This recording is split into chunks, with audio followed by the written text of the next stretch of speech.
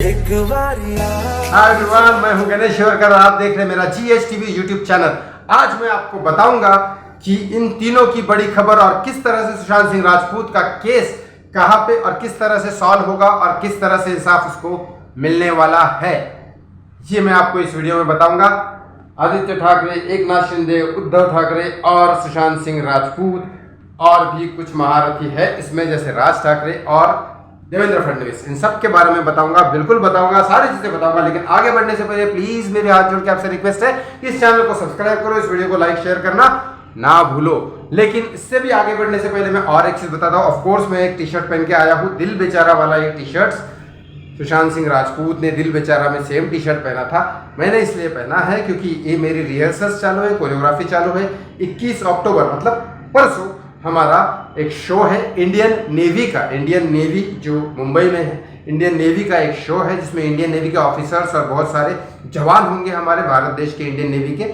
जो ये शो उनके दिवाली मेला के लिए उनके सामने बहुत सारे न्यू कमर आर्टिस्ट, कोई बॉलीवुड का आर्टिस्ट नहीं है, हम सब न्यू कमर आर्टिस्ट हैं। मेरे डांसर्स हैं, कुछ सिंगर्स होंगे, कुछ कॉमेडियन होंगे, कुछ मिमिक्री आर्टिस्ट होंगे, कुछ मैजिशियंस होंगे। ये सारे वहाँ पे शो करने वाले हैं। आप प्लीज़ इस यूट्यूब चैनल पे लाइव शो होगा, लेकिन आप प्लीज़ अगर आप उनको सपोर्ट करना चाहते हैं तो जीपे, जीमेल, फोन पे, पेटीएम आप कर सकते हैं, या तो फिर जब लाइव शो होगा तब आप सुपर चैट भी भेज सकते हैं। अगर नहीं भेजना चाहते तो कोई प्रॉब्लम नहीं, it's free of cost show, जरूर आप देखिए। चलो आगे बढ़ता हूँ, इस चैनल में आपको खबर दे देता हूँ शॉर्टकट में, क्योंकि रिहर्सल बहुत बाकी है और बहुत तैयारी करनी बाकी है।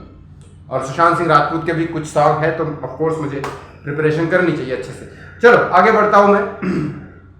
इस वीडियो में आपको ये बताने वाला हूँ कि किस तरह से सुशांत सिंह राजपूत का केस सॉल्व हो सकता है। अब मैं बताऊँ, एक तरह से बीएमसी के इलेक्शंस आपको पता है कितने इंपॉर्टेंट है। चलो मैं आपको बार बार, ये लोग बोलते हैं कि बीएमसी के इलेक्शन क्यों बोल रहे हो, बीएमसी के इलेक्शन किस तरह से इंपॉर्टेंट है मैं आपको बताता हूँ। पहली बात तो बीएमसी के इलेक्शन की वजह से बहुत ज्यादा पैसा मिलता है नेताओं को। नेता पैसे कलेक्ट कर सकते हैं, जैसे कि मुंबई में रोड बनाना, ये बनाना, वो बनाना, ये सारी चीजें, रोड से लेकर पानी की सेवा, रोड की सेवा, सारी चीजों की सेवा बीएमसी के अंडर में आती है। और बीएमसी के अंडर में कोई इलीगल फैक्ट्री हो, इलीगल चीजें हो, तोड़ना वोड़ना, जो आप सारी चीजें आपको पता है। ये बीएमसी मुंबई में ही नहीं, महाराष्ट्र में भी शुगर मिल, ये मिल, वो मिल, ये सारी चीजें, रोड, हाईवे, बहुत सारी चीजें हैं। वो अगर उसका कॉन्ट्रैक्ट किसी एक नेता अगर बन जाए तो सोचो, उसका कॉन्ट्रैक्ट देना, ये करना, वो करना, कितनी सारी चीजें हैं। इसीलिए तो हम टैक्स पे करते हैं कि रोड ये हो, रोड टैक्स, ये टैक्स, वो टैक्स क्यों पे करते हैं? वो इसीलिए तो पे करते हैं ना कि वो टैक्स हम इसीलिए पे करते हैं, वो सर्विस हमें मिले। वो सर्विस बीएमसी प्रोवाइड करती है। और बीएमसी का अगर नेता इलेक्शन, कोई भी नेता जीतता है तो उसको फंडिंग आती रहेगी, उसको पैसा मिलता रहेगा। और काम तो कुछ होता नहीं इंडिया में, आपको भी पता है। हमारे इधर ही रोड बना है, 6 महीने पहले रोड बना था, बताया गया था कि 20 करोड़ रुपए उसके ऊपर खर्चा हुआ। रोड सही में पहले जो अच्छा था ना, धूल मिट्टी उड़ती थी लेकिन सफाचट था। अभी जितने खड्डे हो गए ना कि कमाल है, मतलब इतने महीने में ही, कुछ महीने में ही बैंड बच गई है और कॉन्ट्रैक्ट में लिखा है 6 साल की गारंटी। बताओ तो, लेकिन ये होता है इंडिया में, कोई ऑब्जेक्शन लेने वाला है नहीं। तो पैसा है बीएमसी में बहुत है, लेकिन जो बीएमसी इलेक्शन जीतेगा उसको पास पैसा आएगा, उसके पास पैसा आएगा तो इलेक्शन तो अभी 2024 में आने वाले हैं और पैसे की वजह से इलेक्शन जीते जाते हैं, ये हमें पता है। क्योंकि मोदी भी अगर इलेक्शन जीते हैं, मैं बुरा नहीं बोल रहा हूँ, मैं अभी आज भी बोलता हूँ कि सबसे अच्छी पार्टी अगर हुई है तो बीजेपी, और कोई ऑप्शन ही नहीं है। आम आदमी एक है, लेकिन बाकी के तो कांग्रेस तो महाचोर है, उसका तो कोई भरोसा ही नहीं। चलो अब आगे बढ़ता हूं मैं, क्योंकि मोदी जी भी अगर जीते तो कैसे जीते? इंडस्ट्रियलिस्ट का सहारा लिया, जिसके बदले में मोदी जी ने रिप्लाई भी किया, ये लो इलेक्ट्रिसिटी आपके पास, ये लो ये चीजें आपके पास, वो करनी पड़ती है क्योंकि जब कोई आपको बनाता है तो उसको भी तो सफर करना पड़ेगा, वो फ्री ऑफ कॉस्ट थोड़ी ना करेगा आपका। तो ये बेसिकली एक पॉलिटिक्स था, लेकिन उसके बाद देश का भला कोई भी नेता नहीं करता, जिंदगी में नहीं करेगा। लेकिन अब आगे बढ़ते हैं, तो ऐसे ही फंडिंग से बहुत बड़ा इंपॉर्टेंट पार्ट होता है। फंडिंग की वजह से आपके प्रमोशंस होते हैं, प्रमोशन तभी तो होंगे, मीडिया चैनल भी तो प्रमोशन करेगी तो पैसा लेगी ना, उसको भी तो सैलरी देनी है बाकी लोगों को। अब बैनर, फ्लैक्स, ये वो सब करने के लिए इतने सारे वर्कर इलेक्शन में करते हैं, इतने सारे वर्कर आपका प्रचार करते हैं, फ्री फंड में थोड़ी ना करते हैं, उनका भी तो घर है, उनको भी तो पेट है, उनके भी तो मकान है। तो उसके बाद ये सारे चीजें जब करेंगे और पैसे से वोट बेचे जाते, खरीदे जाते। आपको भी पता है कई सारे हमारे इंडियंस ही, हमारे भारत के वासी कई सारे 5-5 हज़ार में वोट बेचते हैं, अलग अलग वोट के अलग अलग रेट रखे हुए हैं। अरे पूरा का पूरा चार्ट होता है, जाके देखो तो सही इलेक्शन पार्टी में।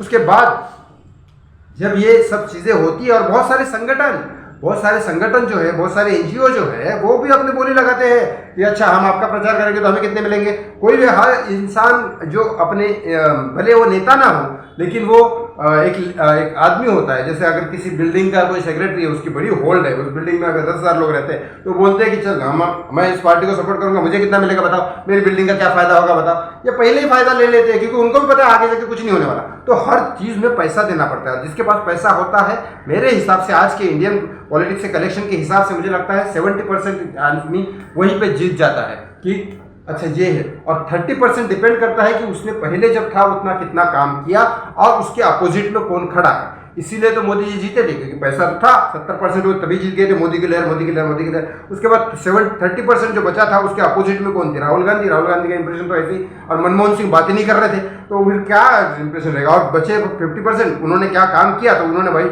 गुजरात में तो काम किया, तो इस वजह से ये पीएम बनना जरूरी था और बन भी गए।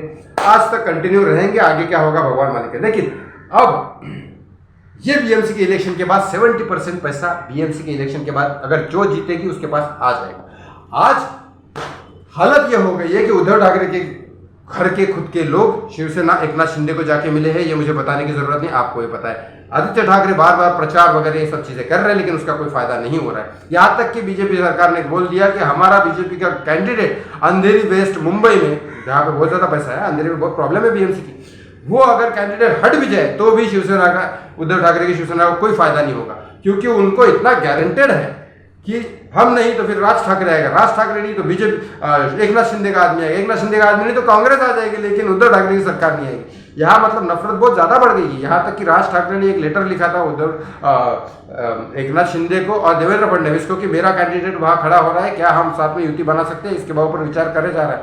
मतलब राज ठाकरे भी साथ में, एकनाथ शिंदे की पार्टी सीएम है, उसके बाद देवेंद्र फडणवीस भी साथ में, और कांग्रेस को एक तरह से देखा जाए तो वो अंदर से इंटरनली साथ भी दे रहे हैं। मतलब उद्धव ठाकरे जी के साथ क्या हुआ है पता है? पहले तो इन्होंने बीजेपी के साथ संगठन बनाया था 2014 में, 2019 से इन्होंने अचानक हाथ खींच के कांग्रेस के साथ बनाया। अब उद्धव ठाकरे की सरकार के खुद के घर वाले लोग एकनाथ शिंदे को जाके मिले और कांग्रेस भी इनका साथ छोड़ रही है, और राज ठाकरे खुद उनके भाई वो भी छोड़ रहे हैं। अब आदित्य ठाकरे और उद्धव ठाकरे दो अकेले रह चुके हैं।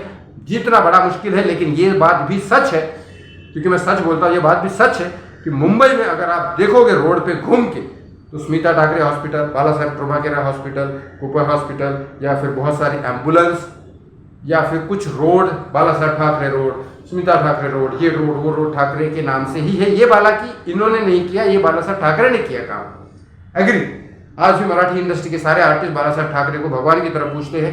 हिंदी फिल्म इंडस्ट्री के भी आर्टिस्ट बाला साहेब ठाकरे को भगवान की तरह पूछते हैं, क्योंकि बाला साहेब ठाकरे ने वाकई में अच्छे काम किए, मुंबई को बचाया है, मुंबई को बहुत कुछ दिया है बाला साहेब ठाकरे ने। लेकिन बाला साहेब ठाकरे के बाद ये लोगों ने, या बीजेपी ने या कांग्रेस ने, बाला साहेब ठाकरे के बाद बीएमसी के नाम पे किसी भी पार्टी ने कुछ भी नहीं किया। वो शिवसेना हो, कांग्रेस हो, बीजेपी हो, कुछ भी हो, किसी ने भी नहीं किया, लेकिन बाला साहेब ठाकरे ने किया। अब क्या बाला साहेब ठाकरे के नाम से वापस एक बार जीत के आएगी शिवसेना उद्धव ठाकरे और आदित्य ठाकरे की, या फिर ये लोग जो पूरी की पूरी रणनीति चल रही है, या ये आएगी? क्योंकि ये इलेक्शन डिपेंड करता है आगे कौन जीतेगा। अब बात करता हूं सुशांत सिंह राजपूत की। अगर 2024 के इलेक्शन में अगर जो जीतेगा वो इंसाफ करेगा, अगर बीजेपी जीतेगी तो इंसाफ होने के चांसेस है, बाकी पार्टियां तो फिर आपको जानते ही। ऐसे ही इस वीडियो में आगे बढ़ने से पहले मैं हाथ जोड़ के रिक्वेस्ट करता हूँ, 21 अक्टूबर को इंडियन नेवी का शो है, वो प्लीज आप ज्वाइन करिए लाइव मेरे साथ, और इस चैनल को सब्सक्राइब करें, इस वीडियो को लाइक शेयर करना ना भूलें।